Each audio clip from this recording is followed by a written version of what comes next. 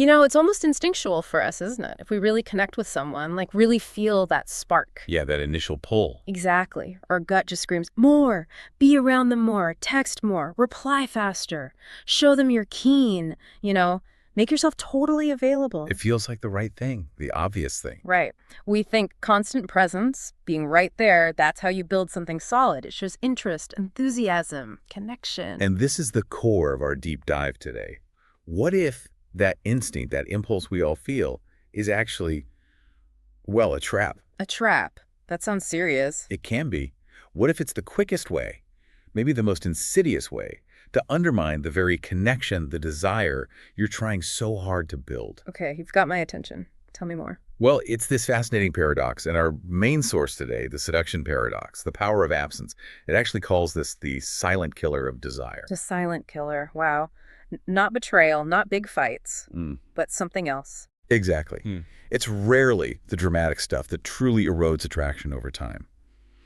More often, it's overexposure, just being too present, too predictable. Huh. Overexposure. Yeah.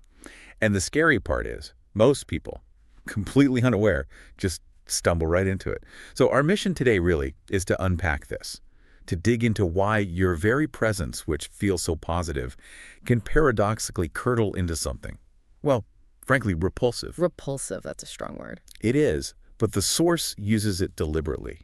It can become repulsive if you don't learn the tricky art of strategic withdrawal. And this isn't just about romance, by the way. This applies everywhere. Friendships, work, influence.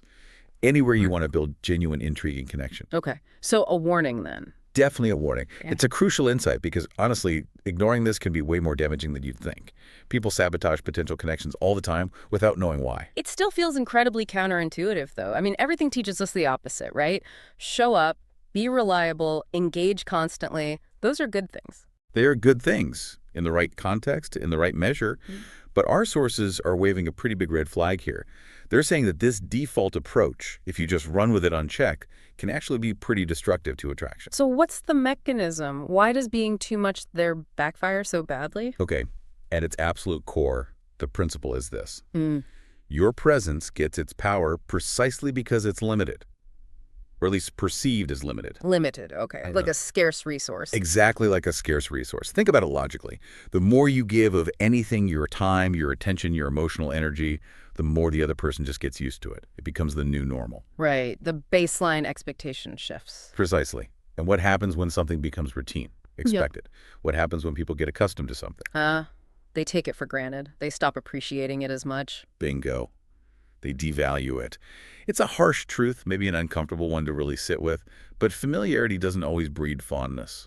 Often it breeds, well, emotional laziness, complacency, even indifference. Ouch. Indifference is the opposite of what you want. It's the death knell for desire. The sources are really blunt about this. Yeah. If you genuinely want to captivate someone, to hold their interest long term, to build that intense emotional connection, you have to grasp this basic law. Which is? Never be fully seen, not immediately. Never be constantly, predictably available. You absolutely must leave some room for their imagination to play. Let them wonder a little. Okay. And most importantly, and this is the really hard part for most people, you have to learn when and how to strategically withdraw. Pull back just a bit. That withdrawal piece, that feels like the real challenge. It goes against every fiber of show them you care. It absolutely does. Yeah. It requires conscious effort, discipline even, because your instinct is screaming to do the exact opposite, especially when you like someone a lot. That's why it's such a common pitfall. Okay, so if constant predictable availability is this hidden trap, what's the antidote? You mentioned mystery. Our sources seem to really emphasize this idea of enigma. Yes. Mystery is huge in this framework. The alternative isn't necessarily being aloof or playing hard to get in a simplistic way, but cultivating a certain depth, an aura of something not immediately graspable. And why is that so powerful? The sources claim quite boldly that people don't really fall in love with what they completely understand. Why not? Yeah. What's wrong with understanding? Nothing is wrong with understanding in the long run, of course, but deep fascination, that initial spark, that seduction, it often ignites right where pure logic and complete comprehension kind of trail off. So in the unknown. Exactly. We aren't, as humans, magnetically drawn to the things we've totally figured out, the problems we solved. Think about a solved crossword puzzle isn't interesting anymore. Right. You move on to the next one. Precisely. Instead, we are pulled almost irresistibly by what leaves a little gap in our understanding, that thing that's slightly unfinished, that hints at more beneath the surface, that sparks our curiosity and makes us lean in, wanting to know more. So we want to close the gap. We are psychologically wired to want to close that gap. We want to solve the puzzle. That's where the magnetic pull comes from. It engages our mind, makes us active participants. Okay, so when you just lay it all out there too quickly. You kill the magic. Yeah. You basically bulldoze that vital space they need. If you reveal every thought, every feeling, every past hurt, every future hope right at the start, you leave no room for them to wonder, to imagine, to project, to desire. So you're saying mystery isn't just a tactic? No, the sources are clear. Mystery isn't a parlor trick. It's the fertile soil in which desire truly grows. It's about creating the conditions for desire to sprout naturally. Give me an example. The movie star one is interesting. Yeah, think about classic movie stars or even some modern celebrities who maintain that mystique. They don't live tweet every meal or share every mundane detail. Their public image is polished, curated, their private lives, often deliberately veiled. Why does that work so well? Because the less concrete detail you know, the more your own mind rushes in to fill the blanks. And let's be honest, our imaginations tend to paint a much more flattering, idealized picture than reality often warrants. Sure enough, we project our own fantasies onto them. Exactly. And people become incredibly attached to those projections. Yeah. Contrast that with someone who tells you their entire life story, all their insecurities, all their opinions on the first date. Yeah. It can be overwhelming. The puzzle is already solved. Right. And the sources warn, quite starkly, if you become that solved puzzle too quickly, the very real risk is that you just get tossed back in the box, used, understood, and ultimately discarded.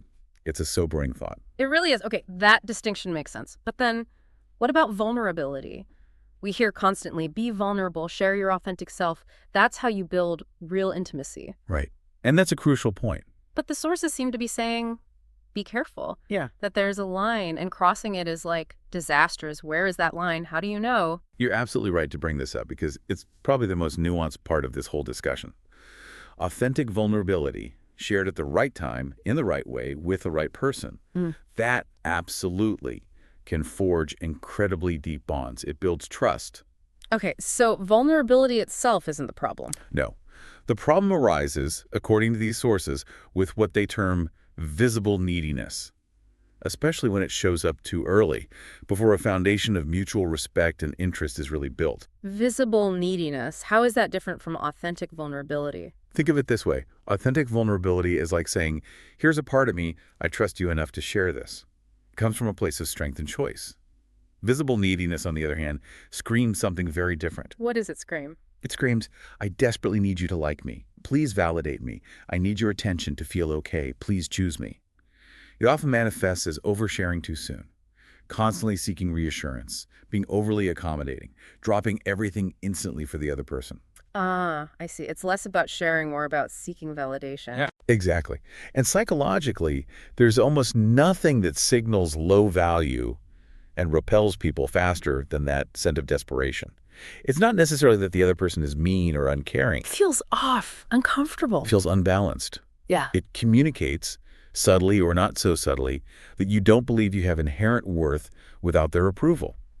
And when you project that, well, you stop being an intriguing equal and you become more like a predictable shadow, just following them around, hoping for attention. And predictable isn't captivating. Predictable is the enemy of seduction. It cannot truly captivate. So the sources stress you absolutely must learn the art of, well, withholding, just a little, strategically. Withholding? Like what? Not texting back right away? Sometimes, yes. It's not about playing games. It's about signaling you have your own life, your own priorities. It means not always being the first to reach out, allowing for natural periods of distance, of silence, letting things breathe. So they actually get a chance to miss you. Precisely. You have to give the other person the opportunity to genuinely miss your presence, to wonder about you. Because the fundamental truth is, desire needs space to breathe and grow. It needs oxygen. Yeah. And paradoxically, that essential space, that oxygen, is often created by your strategic absence. Wow. Ignoring that. Yeah, I can see how that's a huge mistake. People just keep pouring on the attention thinking it helps. They do. They think more is always better. More texts, more calls, more checking in. but often it just smothers the spark before it even has a chance to catch fire. Okay, this leads directly to that really fascinating paradox you mentioned earlier, the idea that the less you're physically around, the more mental space you actually occupy in someone's head.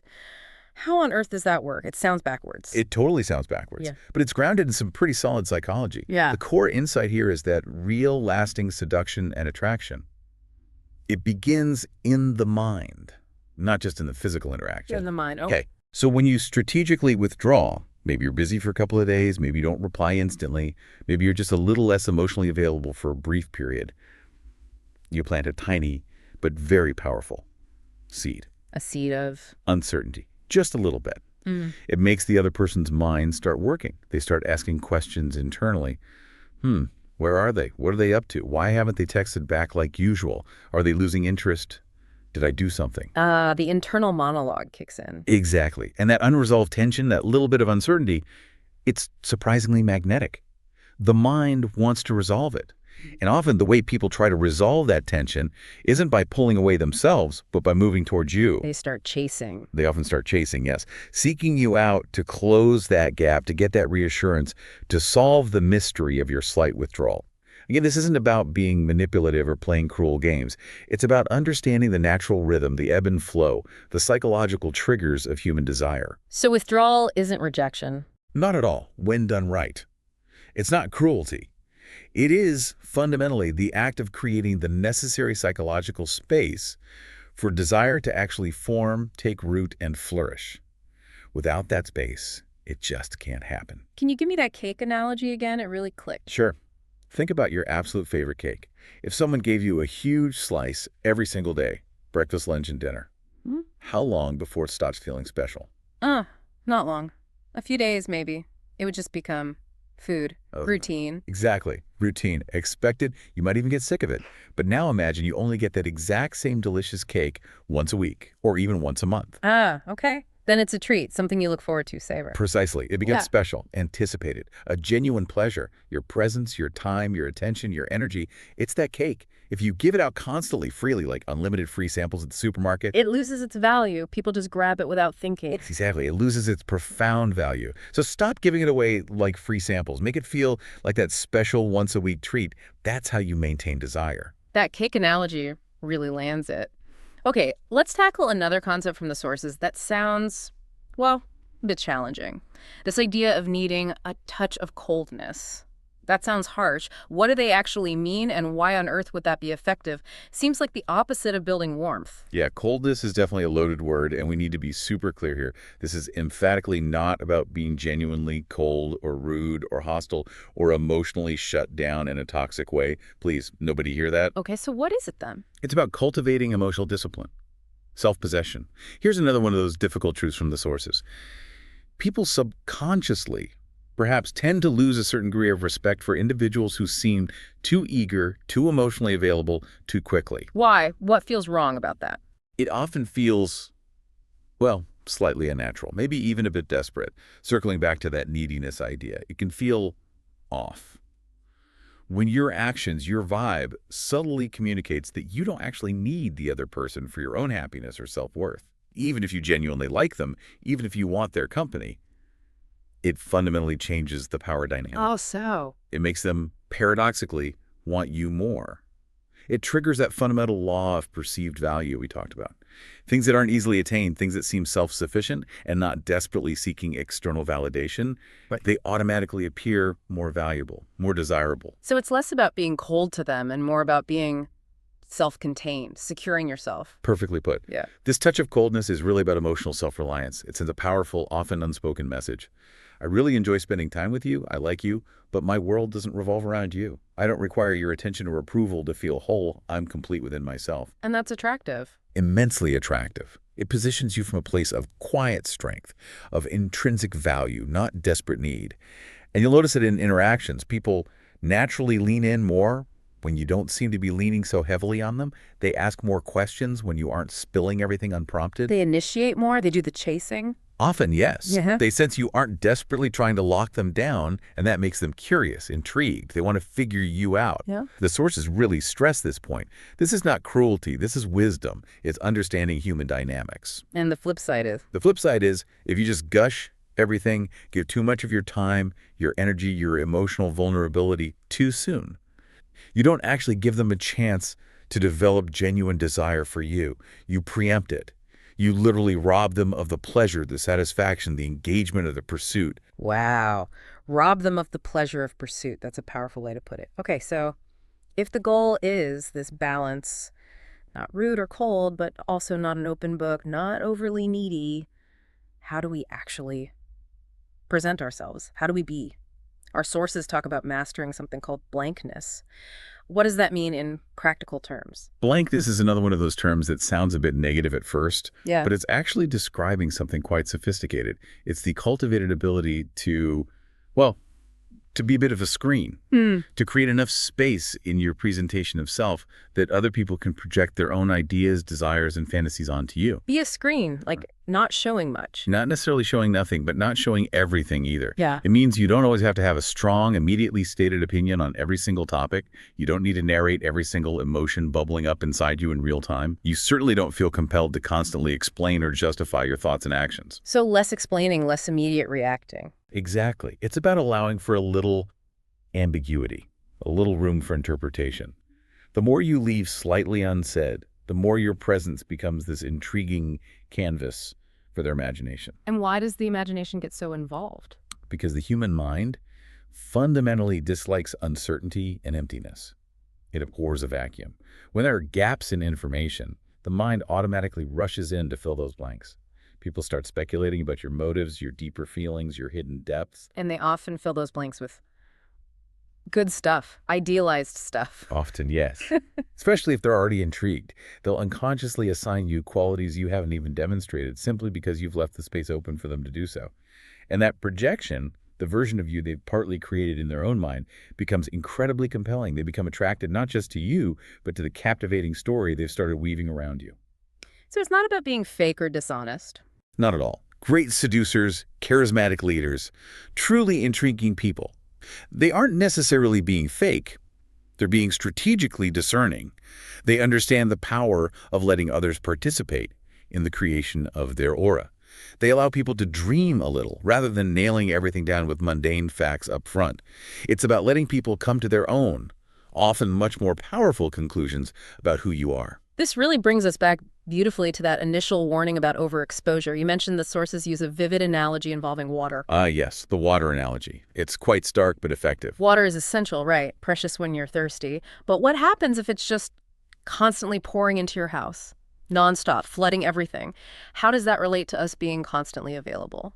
It's a perfect illustration, isn't it? And Yeah. it really drives home the warning. When you are perpetually around, always texting, always calling, always sharing, always emotionally on your presence, stops being that precious life-giving water. It just becomes noise. Noise, like background static. Exactly. It's not a beautiful melody anymore. It's not that special treat we talked about. It's just omnipresent, maybe even slightly irritating background sound. Over time, it can feel overwhelming, even suffocating to the other person, even if they like you. So to be music instead of noise. To truly captivate, to influence, to seduce, in the broadest sense, romance, friendship, leadership, you must master the art of knowing when and how to disappear just enough. Not forever, not cruelly, but strategically. And absence isn't just emptiness. No, absence, used wisely, is an amplifier. It doesn't erase you from their mind. Paradoxically, it often enhances your perceived value when you're not there. Right. It creates contrast. It forces them to notice your silence, to actively wonder about you. And makes your return more impactful. Absolutely. Your return becomes an event, something noted, maybe even welcomed or anticipated. It's within that space of mystery, the space created by your calculated distance, that people often become truly absorbed, even obsessed. And counterintuitively, it is often through your distance that they feel the strongest pull to come closer. Okay. And that leads us to the final, perhaps the most crucial warning, the synthesis of all this. What happens inevitably, according to the sources, when we ignore all this wisdom and just give in to that primal urge to chase? The chase. This is where the sources get quite blunt. It's presented as a What then? Then, very often, something shifts in them. They notice the change, the pressure is off. And what fills that space? Often it's curiosity. They stop chasing. Why? Are they not interested anymore? Did I misread things? And that curiosity makes them move towards you? Frequently, yes. They might reach out, they might try to re-engage. This isn't some cheap trick. It's the powerful principle of psychological scarcity combined with reactance. When something feels like it's being forced on us, the chase, we resist. When something feels like it might be slipping away or isn't easily attainable, your withdrawal, its perceived value increases, and we often move towards it. So scarcity makes things desirable. Fundamentally, they realize you aren't always going to be there begging for scraps of attention. You aren't desperate. That realization instantly boosts your perceived power and value. And power, held with grace and not wielded cruelly, is inherently attractive. The sources couldn't be clearer on this final point. Desperation obliterates attraction. Distance, wisely employed, cultivates it. That is the immutable law. Wow. That's a stark final warning. Ignore this, and you actively repel people. You're almost guaranteed to repel the very people you most want to draw closer. It's perhaps the most common way people sabotage their own connections without ever understanding the underlying dynamics. So if we boil it all down, the single biggest mistake, the ultimate warning from this entire deep dive today, really is just giving too much. Too much of yourself, too soon, too easily, too predictably. That's the essence of it. It sounds so simple, yet it's so profound and so incredibly difficult for many of us to actually implement. Why is it so hard? Just because it goes against instinct? Partly instinct, partly societal conditioning maybe, but also deep down it taps into our fundamental human need to be seen, to connect, to feel loved and chosen. We think demonstrating our value means showing all of it constantly. And in that desperation to be seen. We completely overlook the immense quiet power that comes from sometimes being unseen, the incredible impact of strategic silence, the uncomfortable but vital truth that what is always freely available, always underfoot, it's just rarely, if ever, truly cherished or deeply desired. We value what requires a little effort, what feels a little scarce. So the final takeaway. If you want to be unforgettable, if you want to remain intriguing in someone's mind long after you've left the room, you actually have to master the art of leaving, of knowing when to pull back. You have to master the art of leaving, yes. And if you truly wish to be desired, not just liked or tolerated, but genuinely desired, you must understand and utilize the subtle magnetic power of strategic disappearance. It's not about playing games or being fake. It's about understanding the deep, often paradoxical currents of human psychology. To truly captivate, to truly seduce in any area of life, you must strive to become, well, a compelling mystery that someone feels invested in solving, not a story that's already finished, laid bare on the first page. So the final advice. Withdraw, but do it wisely, with timing and self-awareness. Disappear, but do it strategically, not cruelly. Create that space, allow for that breath, and then just watch. You will likely be astonished at just how magnetic, how desirable you become. This isn't just theory, it's a fundamental principle of connection. And ignoring it is, well, it's a risk most of us can't afford to take if we want truly compelling relationships.